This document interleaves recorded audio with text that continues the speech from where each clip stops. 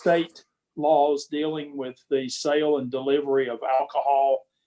And in recognition of these very trying economic times for small business and the impact that small businesses have on our community and all communities, we felt like that we needed to look and see what could be done to possibly help some of our smaller businesses. So in an effort to accommodate some requests that we've had to help some small businesses, we are proposing an amendment to Title 8 of our code that deals with the sale of alcohol. In summary, this proposal, as it's before you, the regulation of Title 8 will apply to existing holders of permits for on or off-premise license issued by the City of Johnson City. These will have to be valid license. Ordinances 8-202 and 8-301 will be temporarily suspended only as they apply to delivery or pickup of beer. Subject to all federal, state, and local laws, a licensee holding an on or off-premise license may make off-premise sales and deliver beer subsequent to this emergency regulation. Prior to any off-premise sales being conducted, the licensee must request a temporary off-premise license by contacting the legal department via email and provide the following information: name of business owner, name of business, physical address of the business, email address, phone number, and the current beer license number. Upon providing this information, the City of Johnson City may issue one or more 30-day temporary off-premise license to make off-premise sales, deliveries, doorside pickup, and curbside pickup available pursuant to this emergency regulation and subject to any applicable federal, state, and local laws. The permission may be granted by reply email in the address supplied in Section 4. The permission granted shall not exceed 30 days, but may be renewed for an additional 30-day period until the period of public health emergency has concluded. Unless extended by the Board of Commissioners or terminated under the previously mentioned condition, this emergency regulation shall be effective until May 31st, 2020. Only employees of the licensee may deliver beer or provide curbside service. Employees conducting deliveries must be at least 21 years of age. At the point of delivery, the employee conducting the delivery must inspect the purchaser's valid ID to determine whether the purchaser is an adult and is not intoxicated pursuant to TCA 575301A1. The licensee shall be strictly liable for all sales to persons under the age of 21 or to intoxicated persons pursuant to Tennessee state law. Beer to be delivered must be in commercially sealed containers. This emergency regulation is solely limited to beer as defined in Title 8. The City of Johnson City may immediately revoke the permission granted to a licensee pursuant to this emergency regulation without prior notice or a hearing upon the filing of a report to the City of Johnson City Police Department alleging that the licensee has made a sale to a minor or a sale to an intoxicated person. Ready for your consideration and approval. All right, Commissioners, before we go into a motion, are there any questions of Ms. Santos, our City Attorney? And thank you for all the work you've done on this, Sonny. Are there any other staff questions? And then we'll entertain a motion. I would ask, when was the notice for this being taken up made public, and when were the specific amendments being considered made a matter of public notice? The regulation as drafted, notice of that was made approximately 10:30 last night. In the charter for the City of Johnson City, the minimum requirements for notice of a special called meeting for consideration of an item such as this, you can find that as a 12-hour notice. That's in the charter, Article 5, Section 21. So all requirements have been met with regard to the notice for for your consideration of this item. Now, but that's the notice that we were talking about changes to this ordinance. When did the actual document that would reveal what those changes were become publicly available? That I'm not This sure. afternoon, Do you know that? this afternoon. Okay. Would that be the same email where the agenda packet came to us at roughly 10 to 4? I would believe so. Okay. Is that correct? I believe so, yes. Okay, any other questions? Move for All right. approval. All right, there's a motion. Is there a second? I would like to make a motion that we defer this to our regular meeting on Thursday. We already have a motion on the I think floor. I believe a motion to table supersedes. All right, Mr. Peterson, can you help us through Robert's Rule of Order on that? I'm going to defer to Sunny if she's got a copy or firsthand knowledge. I do not have my copy of Robert's Rules of Order on me, but I'm looking it up.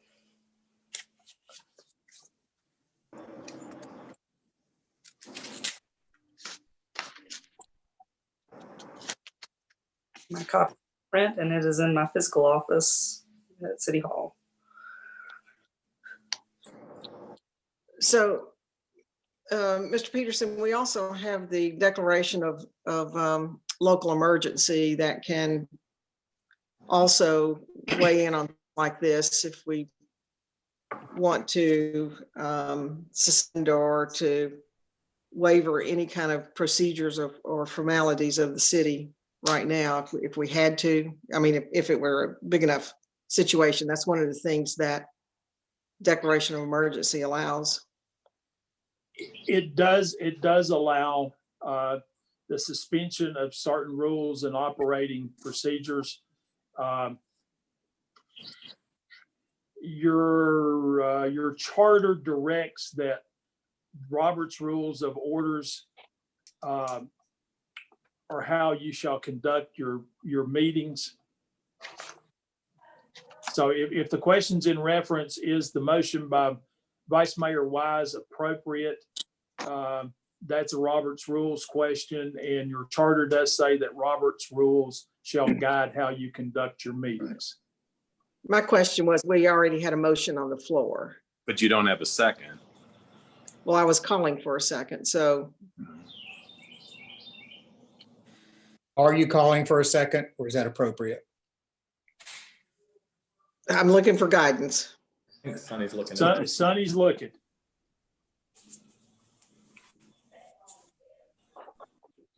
Is Janet looking also? Yes, Robert rules here.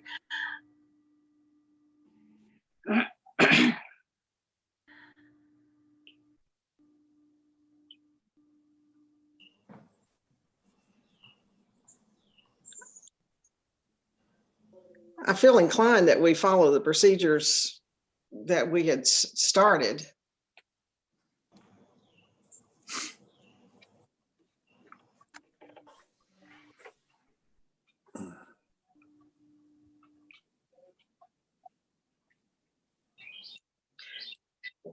Vice Mayor Wise, what was your motion? Was your motion to To defer to the Thursday meeting or table to the Thursday meeting. I think they would be interchangeable. And the reasoning behind that, I'm sorry, I didn't pick up on Well, exactly. I think this is our first electronic meeting, and it presents specific challenges for the public to offer comment and input that are only made more challenging by giving notice of this action at 10:30 on a Sunday night and making the actual amendment available at 4 o'clock on the day the meeting starts at 6. And I think it's more important, and I'm not sure delivery of beer constitutes an emergency in the same way the next item on our agenda does. And I'm afraid we dilute the importance of the next item of our agenda by leading into this conversation of, now we need to make sure we can get the beer delivered. And we have a regularly called meeting in 72 hours where we could do this in a way consistent with our notice, do this in a way where people can read about the thing we're going to discuss in the newspaper before we vote on it. As it is now, this will have happened in a way that no citizen could have possibly read anything about it in the newspaper, because we will have done it so quickly. And I'm afraid that even though I don't believe there's a one of us on this meeting that looks to do something that circumvents public input, it certainly looks suspicious to those who might be so inclined. Joe, we did talk about this over a week ago at a meeting, and we were going to call a special meeting after that meeting to do this, to keep businesses going in the city of Johnson City, that is the only thing that they do. So I think that was behind this, and we've been meaning to have this meeting for a long time. It just happened to come at a time when everything else became so important. So Agreed. I don't think we're trying to Agreed. supersede the most important thing going on. We have delayed this for over a week as far as I was concerned. I thought we were going to come back last week and do this. So and if we had gone through if we had followed the normal 48-hour notice and treated this the way we would our customary notice, I wouldn't be raising this objection. But we're getting ready to vote in the first electronic meeting we've ever had, which already presents challenges for citizen input. And we're going to do it in a way that even the Johnson City Press hasn't had an opportunity to decide, this is a story, let's write about it, what are the ramifications, and invite some public comment.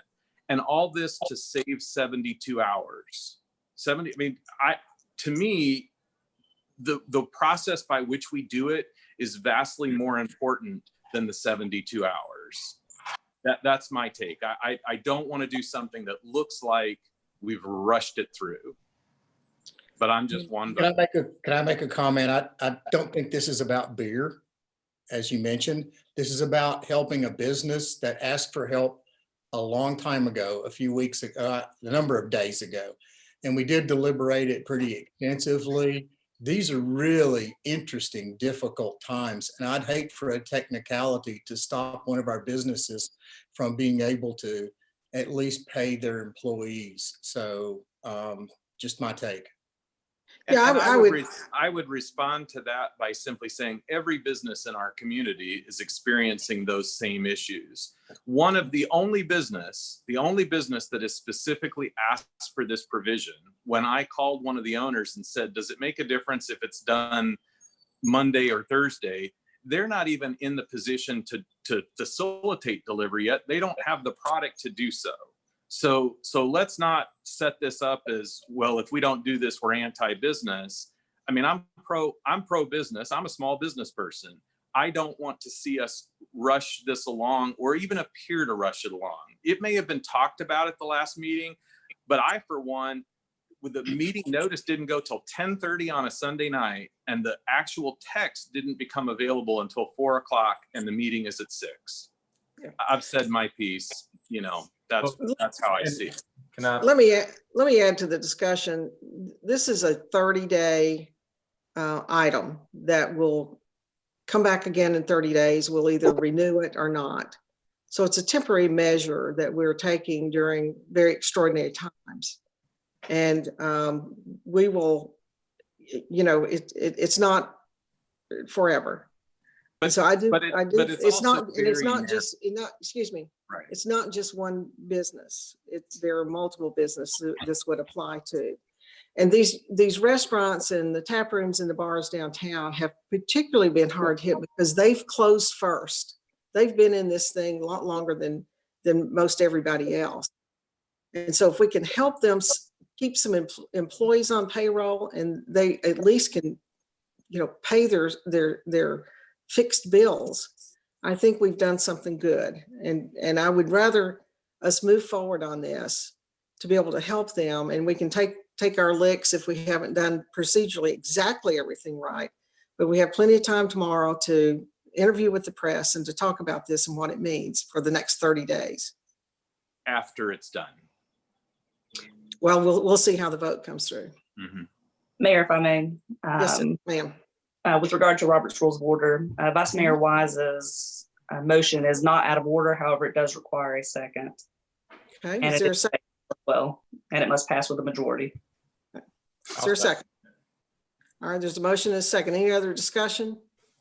Ms. Seconded. Jennings, Yeah. Just for clarification, kind of to some of Joe's points, I think Sonny had mentioned, we're talking about 6 potential businesses that this would be afforded to. And some of them are already in operation. The difference is we're talking about them not just doing curbside, but also doing delivery. So they're not completely shut down.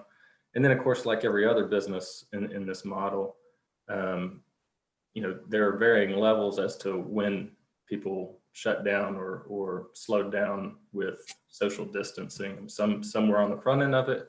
Some of them, we got calls just a week or two ago that, Friday night and Saturday night was hugely packed, and why were they not shutting down? Just as points of clarification. And ultimately, the special called meeting like this, I think it does, in my opinion, totally dilute the impact of what we're about to talk about in a few minutes. We're trying to get people to be serious about social distancing, about, washing their hands, about preventing, COVID-19. We're talking about, responsibility, and this being on the same conversation is, to me, is a huge distraction from what we really want to implement, which is awareness and responsible, living in our community. But anyways, that's all I had to say about that. Sonny, could you address the governor's executive order from last weekend that then allowed, and this is a compatible ordinance or amendment to what the governor is doing, how he addressed the other businesses in our town that sold alcohol? Executive Order 17 from the governor that was issued on March 20th. It applies to businesses or to establishments that sell food also. So it extended the opportunity to deliver alcoholic beverages, which included any single serve beverages, as long as they were in sealed containers, to be delivered and curbside pickup, but there had to be food accompanying that order. We do have establishments in the city that do not sell food. And so the item before you for your consideration today extends to those businesses that do not sell food, so they are not covered by Executive Order 17. Okay. And why did the governor put that into his order? What was he trying to accomplish? I can't fully speak to that, but my understanding is that a lot of the intent behind that executive order was to allow some of these businesses to be able to sell what they had in stock and on hand. As we know, food is perishable, and some of those open alcoholic beverages are perishable as well. And so this was an opportunity to allow those businesses to get those things out, continue to sell them without having to have customers inside their establishments. Right. I certainly heard that as well from the ones I talked to, that they had perishable product that they needed to either throw out or try to, do something with. Okay, any other comments, questions? Ms. Jennings, would you call the roll, please? Seconded that subsidiary motion. Commissioner Hunter. I did. The electronic raising hand apparently doesn't work, so. Thank you. Okay, Commissioner Calhoun. Can you read the motion again, just to make sure I'm voting in the right direction here in my mind? The motion is to table this, is that right? Correct, to the next meeting. Until Thursday. Okay. Yes. No. Commissioner Fowler, No. Commissioner Hunter, Yes. Vice Mayor Wise, Yes. and Mayor Brock. No. All right. So we're back So- to the main motion. That is failed. So Commissioner Fowler, you had a motion. Do you want to repeat that? I move that we proceed ahead with this as it was written. Is there a second? I will second. All right. Any other questions or comments? Ms. Jennings. Commissioner Calhoun, Yes. Commissioner Fowler, Yes. Commissioner Hunter, No. Vice Mayor Wise, Under these circumstances, no. and Mayor Brock. Yes. And just to reiterate, like the Vice Mayor mentioned, this isn't against, in my opinion, my vote's not against the business. I would have voted for it Thursday. I just, like he mentioned, I mean, to do this without opportunity for public comment, and I realize at this point it's a 30-day window that we're talking about, but I feel that's significant. Thank you. All right, Mr. Peterson, next item. Next item on your agenda is discussion of the Safer at Home order that was issued today. I think you all have been provided copies of it. Additional information, the governor of the state of Tennessee ordered executive order number 22 today, which is an order directing Tennesseans to stay home unless engaging in essential activities to limit their exposure to and spread of COVID-19. His order is very similar to ours. There's been a number of questions that have come up. Excuse me, allergies, I promise. There have been some questions come up. How does this overlay with ours? There is a section in the governor's order that's that allows our order to not be superseded by his, and I will read this verbatim. Paragraph 13 in his, no repeal of local orders. Nothing herein repeals, preempts, or otherwise limits the authority, if any, of a locality to issue further orders or measures on these same subjects. So the governor in his order has stated that he will not preempt what we have done. And what we have done has been in very, very close concert with the health professionals, both at ETSU, Ballard, the public health department, the folks that serve on the governor's task force dealing with COVID-19. This document is also very similar to what a number of other counties and municipalities across the state have enacted. Over the weekend, we were able to work closely with Mayor Grandy in Washington County, Sullivan County, Kingsport, Bristol, Elizabethton, Carter County, Unicoi County, and Johnson County have all been engaged. It's my understanding all of those entities have issued similar orders that we issued today. Some of them are almost verbatim what our order is. In the discussions over the weekend, there was a real concerted effort that we all passed something that was very, very similar, because we have a lot of people in our region that cross county lines to go to work or go shop.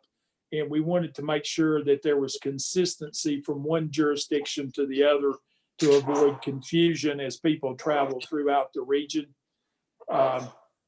This does call for people to stay at home, except for to get engaged in essential activities or to go to what are identified as essential businesses.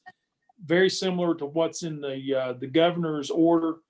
There is also a social distancing requirement, and that refers to the CDC issued guidelines for COVID-19. Which includes screening of employees for symptoms, excluding sick people from work, maintaining at least 6 feet social distancing from other individuals, washing hands with soap and water for at least 20 seconds, covering coughs and sneezes, avoiding touching your face, regularly cleaning high-touch surfaces and avoiding shaking hands and other bodily contact with other folks. Travel should be restricted to essential activities as defined in the order. You can still use public transit, but for only performing essential activities or to operate essential businesses. Social distancing must be maintained on public transit and any other place that you go or should be working. Mass gatherings of more than 10 people are prohibited that occur outside of a single household or living unit. So we're in conjunction with the CDC orders, no groups of greater than 10. There is, 2.5 pages of examples of essential businesses. And I'm just going to hit the highlights of that. It's anything to do with healthcare, food, growing of food, businesses that sell food, media, gasoline stations, auto supply, repair, sales, financials, institutions are essential. Hardware, home and business repair and construction, insurance, real estate, all of your trades, plumbers, electricians, exterminators, janitorial, property management, mailing, shipping, and logistics services businesses, laundromats, dry cleaners, electronic, cell phone, and internet retail businesses, restaurants and places that prepare and serve food, and as long as they meet the terms of the order of the governor, which means no indoor dining. Manufacturing companies, distributors, and supply chain companies producing, storing, shipping, and supplying essential products and services in and for industries that are identified on the Homeland Security site. Transportation services, home-based care for seniors, adults, children, people with developmental disabilities, residential facilities and shelters for seniors, adults, children, people with developmental disabilities, substance abuse disorders, or mental illness, lawyers, accountants, childcare and daycare facilities, as long as they're prioritizing services to employees of businesses exempted in this order. Those must emphasize social distancing and COVID-19 risk mitigation practices. Hotels, motels, funeral homes, mortuaries, waste removal, any type of delivery of essential governmental services, blood donor operations, and all other critical infrastructure businesses not otherwise listed but identified in the U.S. Department of Homeland Security's Memorandum of Identification of Essential Critical Infrastructure Workers during COVID-19 response, which was issued on March 19th, 2020. On that webpage, Homeland Security has identified 16 business clusters that they have deemed as essential critical infrastructure. There is a very extensive list if you go on that site and drill down as to what is permitted to remain open. Let's see, healthcare operations, essential infrastructure is anything that's public works, construction of housing, airports, water, sewer, gas, electrical, oil refinery, roads, highways, public transportation, solid waste collection and removal, grass mowing is allowed, telecommunications is allowed.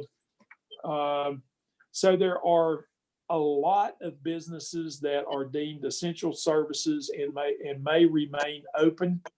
The big thrust of this is stay home unless you have to go out for an essential service or to go to a place of employment deemed as being an essential service. Avoid large groups, anything larger than 10. Practice social distancing and all the other hygiene recommendations put forth by CDC.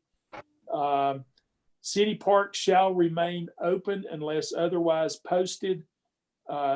Users of the park have been, that's been a high use this week.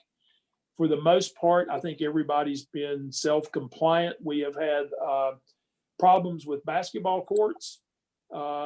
Beginning tomorrow, the basketball courts will be closed. The governor's order forces us to close tennis courts as well as golf courses. So we will also be closing those effective tomorrow.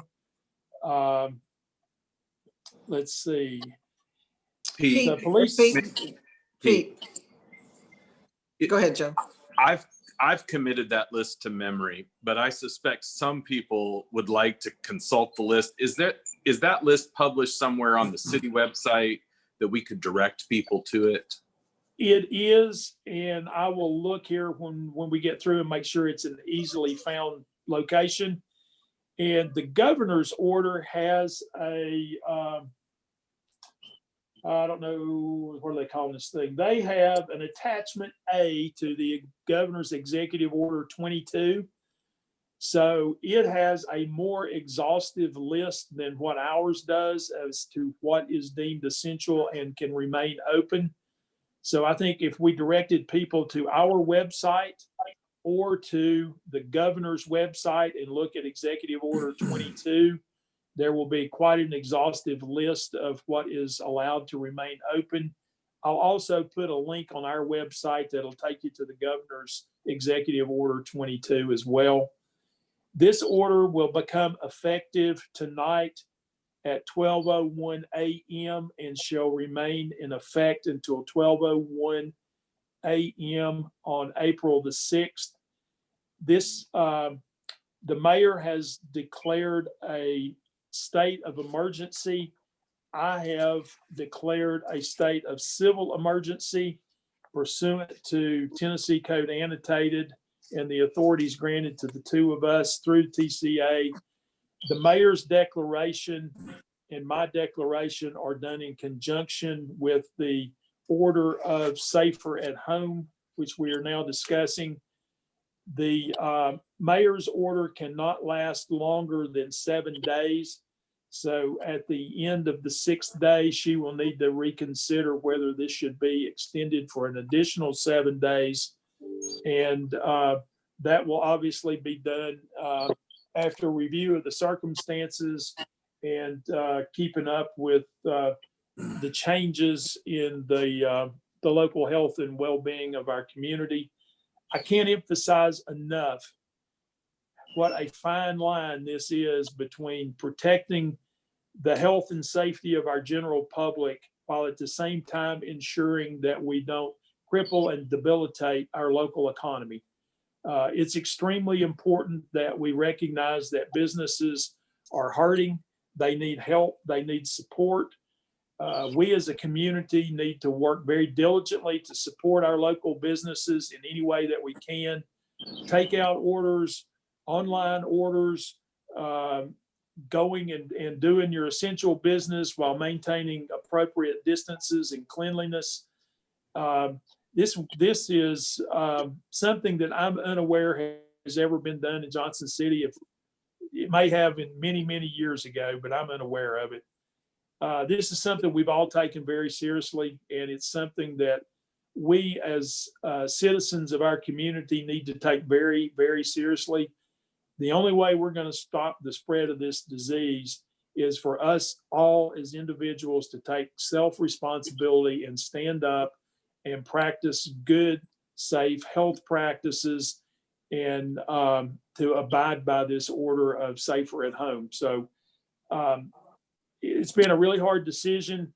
There have been a lot of hours put into this, and I'm very thankful for the cooperation we've had from the health professionals as well as the other local governments in the region. Regardless of what anyone may think, local governments in East Tennessee do a whole lot more work together than sometimes what is recognized. Pete, would you comment, you made the comment when you first started that the governor's order would not supersede ours. Is that correct? Is that a correct statement? That is correct. Yes, ma'am. All right. So there's some things we put in ours that that we allow that in his, they don't. So I'll just give an example, Larry and Todd will appreciate, is the golf courses. We allow golf courses to stay open, and they've done a lot of modifications to, maintain the social distance and all that kind of stuff. So if it's in his, do we have to follow that, or do we revert back to ours? Well, there's nothing in here in the governor's order that repeals, preempts, or otherwise limits the authority, if any, of the locality to issue further orders or measures on these same subjects. But that would Sonny? sound like questions of more restrictive, not less. That is my initial inclination, but I will defer to Sonny for her opinion. Typically, yes, that's correct, and I would interpret that the same in this situation. Localities can be more restrictive than the state, but they can't be less restrictive than the state. How long is the governor's order taking effect? 2 weeks. His is 14 days. Ours is 7 with renewal, but Sullivan County's, the health department's order is 14 days. Isn't that correct? I believe that's right. It is. Of course, the governor's order is going to supersede anything that anybody else does. And his order expires 11:59 p.m. on April 14th. Pete, did you go over what your civil order dictates or outlines? Is that different than the mayoral? No, sir. They are both in concert with one another. So They're identical. okay. There's a section of state statute that gives the mayor the authority to declare a state of local emergency. And there is another section of state statute that allows the chief administrative officer, which would be me, to declare the existence of a civil emergency. It's spelled out in the safer. It is part of The two differentiate, the difference in the two. I just figured most people that are watching probably don't have that. Yeah. Yes, good point. Pete, a question. Certainly, I'd rather not have the commission involved in deciding what's essential versus non-essential. Have you had a chance yet to think about a process on when the public will call and say, I think I'm essential? Who would make that call? How would it be made? We have probably already received 100 calls since 4 o'clock. And to this point, with some guidance, some of the ladies in my office have answered quite a few of those questions. What we're going to do is set up a hotline to where if somebody has a question or has notice of a violation, to where they could report a gathering larger than 10, for example, that they could call in and get their answers to their questions. We'll be working in concert with Mitch Miller and the folks at NetRep and Mr. Cantler and the folks over at the Chamber to try to get questions answered, and also to try to reach out to businesses through phone calls and site visits to get them informed as to what resources are available to them during this very difficult time, and to answer questions that they may have, and to also work with them to help them structure their place of business to be in compliance with the distance requirements of the order. So I think it's going to be really critical that we work with businesses as an ally to help them through this. We do not want to get into having to do a lot of enforcement, and our mission is not to make life more difficult. We want to be very proactive in reaching out to our businesses and industries and help them work through this to where they can keep people employed, keep the economy running, and to keep their doors open. Pete, this order, though, gives you some tools to use if we have an essential business that just refuses to do anything to protect their people and protect the public. There is language in this order to deal with that, correct? There is, police, fire, and other city officials are authorized to enforce and close those businesses within the city in violation of this order.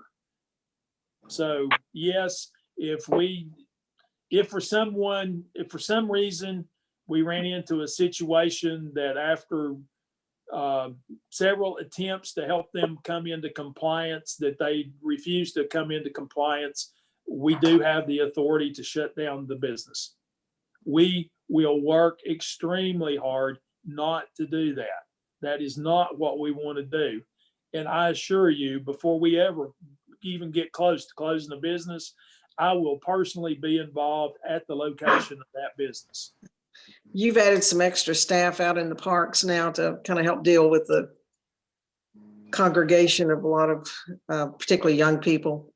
We have repurposed a number of our parks employees to be out in the parks to keep people dispersed appropriately and to try to help educate them about hygiene and distancing and all those types of things. Yes, ma'am. We have,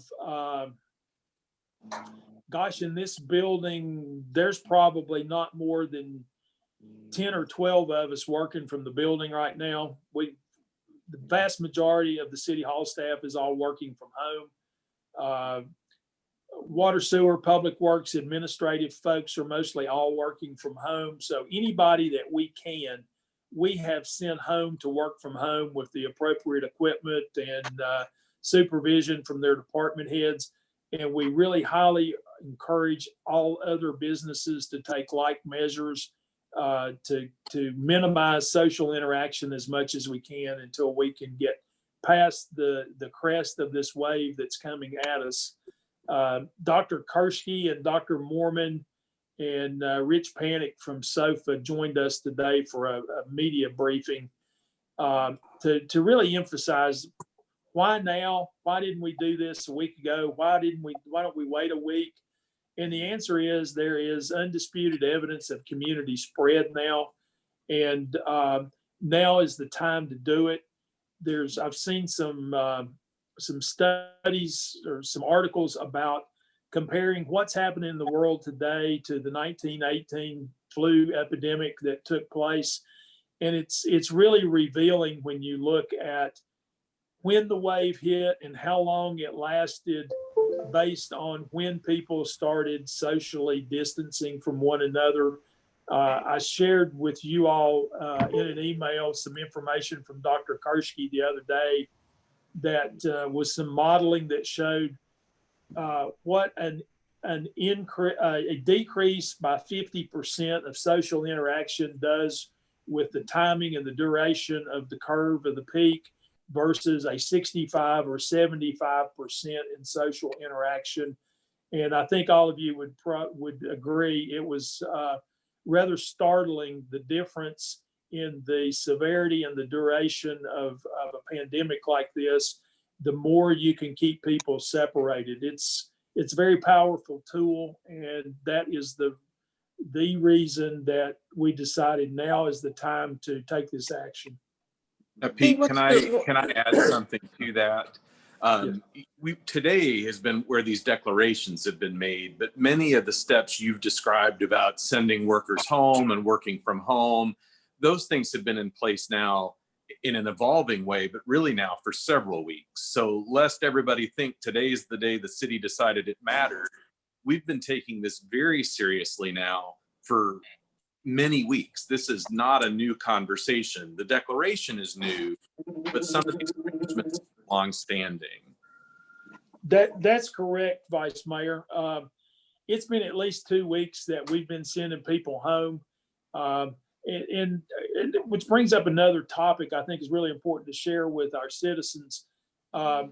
We've been working on this for about 3 weeks now.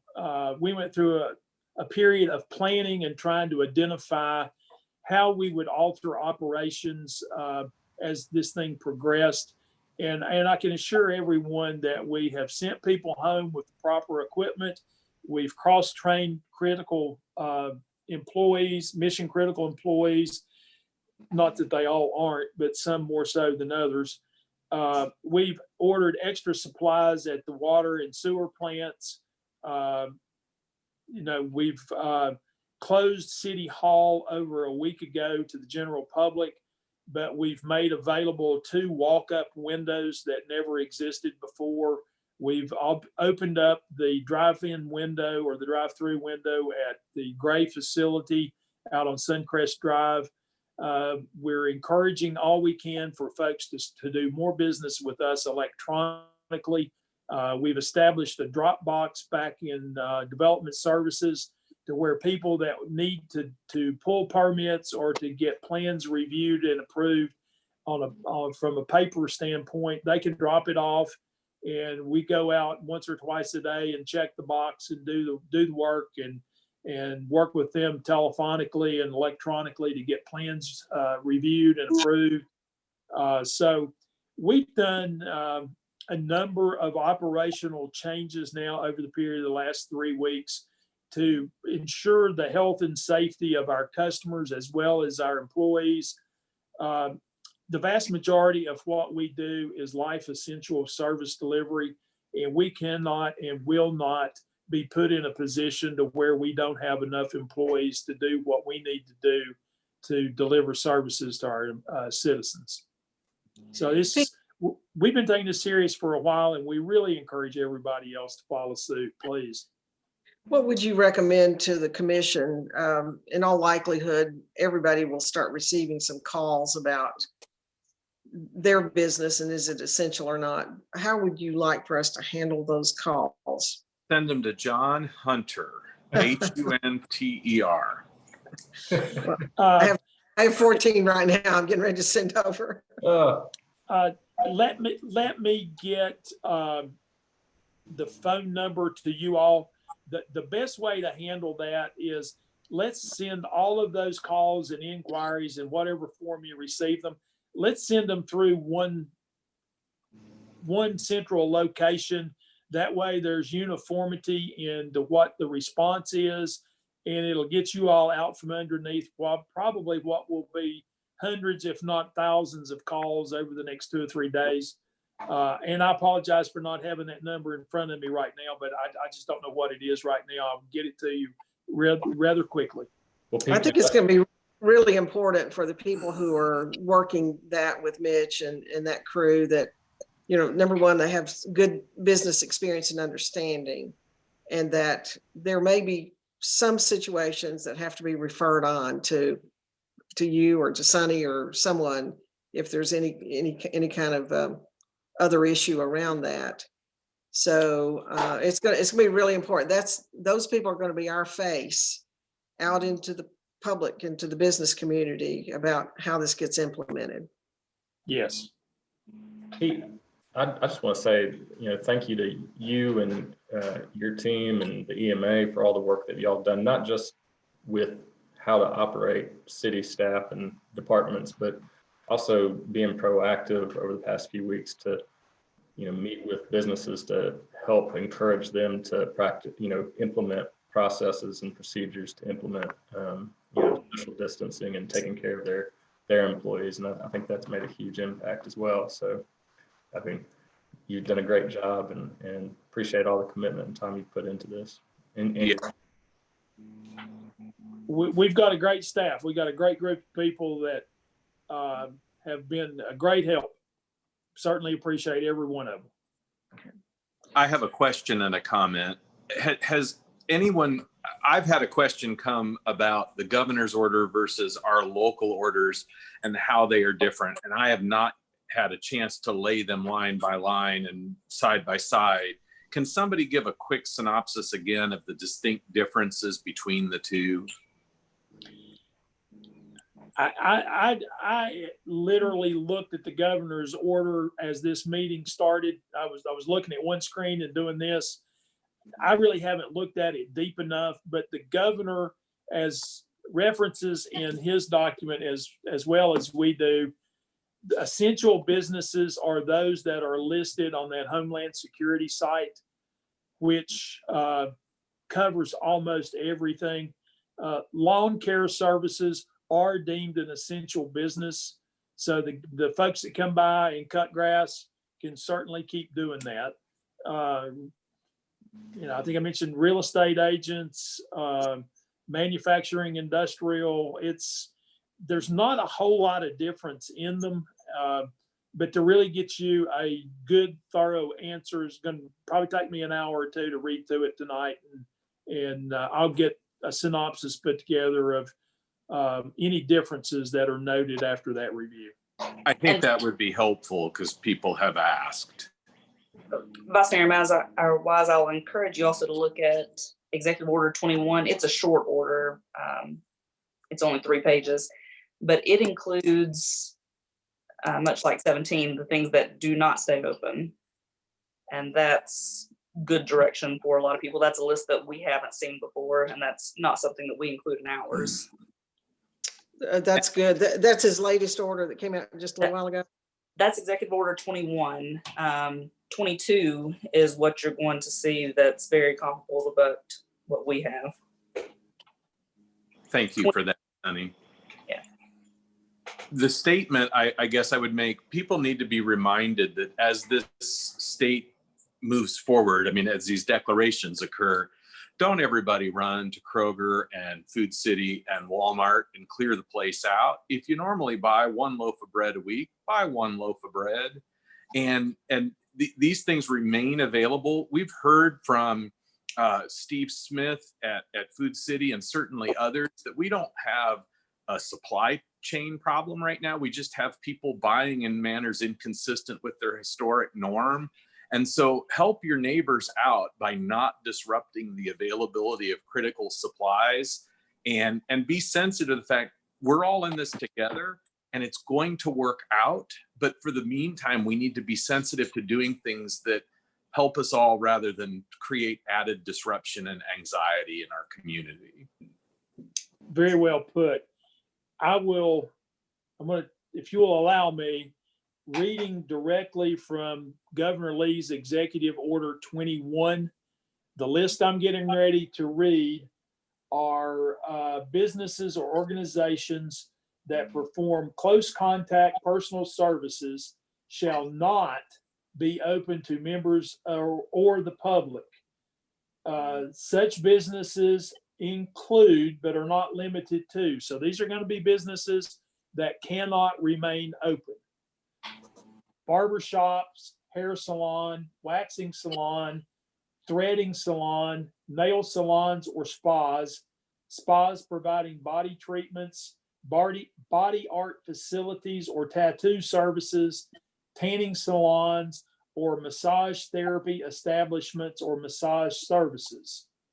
Entertainment and recreational gathering venues shall not be open to members or the public.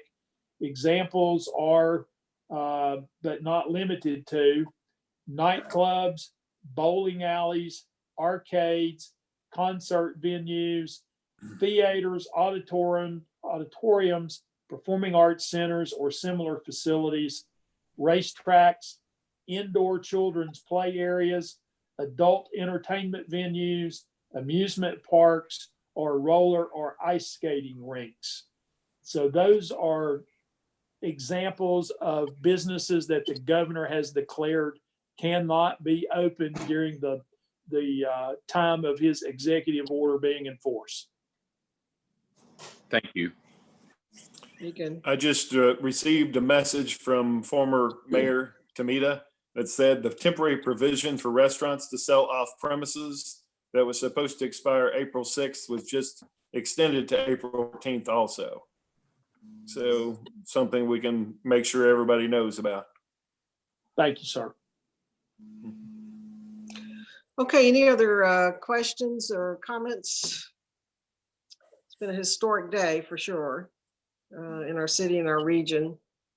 There was going to be a joint press conference tomorrow. I think that got canceled because as soon as the news of what each city was doing, the media wanted information then. So we chose to do that this afternoon at 4.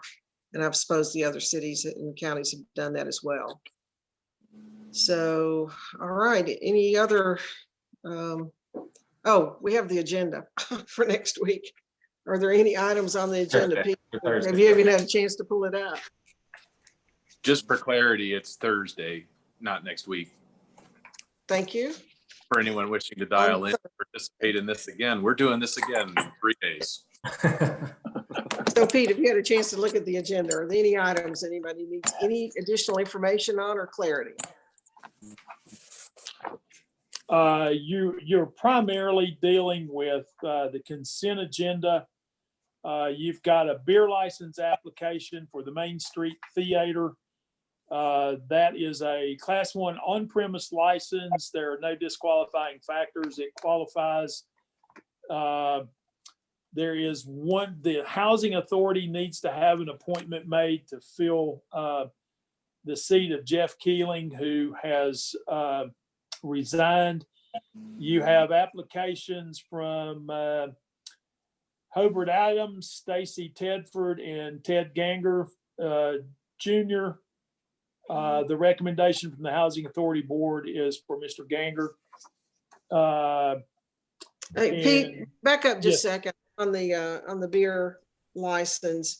Will the ale house going to off premise not be on there? Shouldn't that be on the agenda? What you approved, there's no need to. I thought they had to get an off premise. They don't have to now? What you approved What was they approved? email Sonny, Sonny reviews it, and if they qualify, Sonny issues the off-premise license. That was Okay. the special call piece. Okay. that we did. Right. Excuse me? So, Okay. Did not understand it like that. So thank you. yes, ma'am. You've got purchases and bids on the consent agenda. All of that's pretty well straightforward. Nothing, unless you've got questions about something in there on the consent agenda. I do not. Everything was Ready to pretty go? straightforward. I think so. All right. The Anybody? last thing you've got the request for annexation, the assignment of zoning, and the plan of services for the stewardship annexation on Bobby Hicks Highway. All of that's on there for Second second reading. reading. Then you've got the conveyance of property. So now for that should be, Green Creek. that should be public input. I mean, public hearing on that one, I think- correct? I think that is set up for public hearing. Assigning B4, yes. So they will send in any comment or anything via email that we will read into the record. What we have set up is anybody wanting to provide comment associated with a public hearing will send to the attention of the city manager any comments that you may have in an email, and we will include and read those into the record on Thursday evening when we receive them.